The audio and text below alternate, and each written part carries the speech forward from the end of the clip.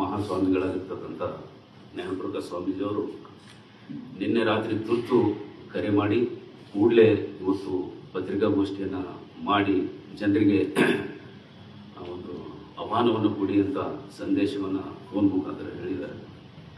ಅದಕ್ಕೆ ಪೂರಕವಾಗಿ ಇವತ್ತು ನಾವೆಲ್ಲ ಪತ್ರಿಕಾಗೋಷ್ಠಿಯಲ್ಲಿ ಮಾತಾಡ್ತಾ ಇದ್ದೀವಿ. ಗೆಳೆಯರು, ಈಗಾಗಲೇ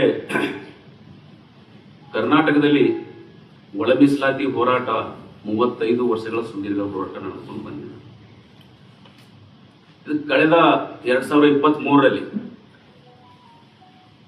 ಏನು ಕಾಂಗ್ರೆಸ್ ಪಕ್ಷ ತನ್ನ ಪ್ರಣಾಳಿಕೆಯಲ್ಲಿ ಅಧಿಕಾರಕ್ಕೆ ಬಂದ ತಕ್ಷಣ ನಾವು ಒಳ ಮೀಸಲಾತಿಯನ್ನು ಜಾರಿ ಮಾಡ್ತೀವಿ ಅಂತೇಳಿ ಚಿತ್ರದುರ್ಗದಲ್ಲಿ ನಡೆದಂಥ ಸಮಾವೇಶದಲ್ಲಿ ಘೋಷಣೆಯನ್ನು ಮಾಡ್ತಾರೆ.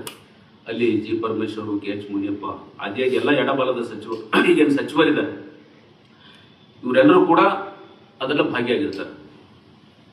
ಸರ್ಕಾರ ಅಸ್ತಿತ್ವಕ್ಕೆ ಬರುತ್ತೆ, ಬಂದ ನಂತರ ಒಳ ಮೀಸಲಾತಿ ಪ್ರಕ್ರಿಯೆ ಶುರು ಆಗುತ್ತೆ. ಇವತ್ತು ಬೊಮ್ಮಾಯಿ ಸರ್ಕಾರ ಏನು 17% ರಿಸರ್ವೇಶನ್ ಮಾಡಿ ಕೇಂದ್ರ ಸರ್ಕಾರ ಕೊಟ್ಟಿದ ತಕ್ಷಣ ಕೇಂದ್ರ ಸರ್ಕಾರ ಇದನ್ನ ಸಂವಿಧಾನದ 9ನೇ ಶೆಡ್ಯೂಲ್ಗೆ ಸೇರಿಸಿದರೆ ಈ ಸಮಸ್ಯೆನೇ ಬರ್ತಿರ್ಲಿಲ್ಲ. ಇಲ್ಲಿ ಮನುವಾದಿಗಳು ಈ ವಲಯ ಮಾದಿಗರನ್ನ ಒಡೆದು ರಾಜಕೀಯ ಲಾಭ ಬಯಸ್ಕೊಳ್ಬೇಕಂತಕ್ಕಂಥ ಒಂದು ಗುಂಪು ಅದು ಸುಮಾರು 10 ವರ್ಷದಿಂದ ಸಕ್ರಿಯವಾಗಿ ಕರ್ನಾಟಕದಲ್ಲಿ ಕೆಲಸ ಮಾಡ್ತಾ ಇದೆ. ಅವರ ಉದ್ದೇಶ ಇಷ್ಟೇ, ಕಾಂಗ್ರೆಸ್ ಪಕ್ಷದ ಏನು ಮತ ಬ್ಯಾಂಕ್ ಇದೆ ಇದನ್ನು ಒಡೆದು ಇದು ಬಿಜೆಪಿಗೆ ಒಂದು ಮತ ಬ್ಯಾಂಕ್ ಮಾದಿಗರನ್ನು ಶಿಫ್ಟ್ ಮಾಡಬೇಕು, ಕಾಂಗ್ರೆಸ್ಗೆ ವಲಯರನ್ನು ಶಿಫ್ಟ್ ಮಾಡಬೇಕಂತಕ್ಕಂಥದ್ದು ಒಂದು ಹುನ್ನಾರ. ಅದು RSS ವಾದಿರಾಜ್ ಅಂತಕ್ಕಂಥ ನಿಮ್ಮ ಹೆಸರು ಸಮೇತ ಹೇಳ್ತೀನಿ. ಅವರು ಇದು ಹುನ್ನಾರ ನಡೆಸಿ ಇದನ್ನು ಕ್ಲೀನ್ ಆಗಿ ಒಡೆಯಕ್ಕೆ ಪ್ರಯತ್ನ ಪಟ್ಟು ಇದರಲ್ಲಿ ಅವರು ಯಶಸ್ವಿ ಆಗಿದ್ದಾರೆ.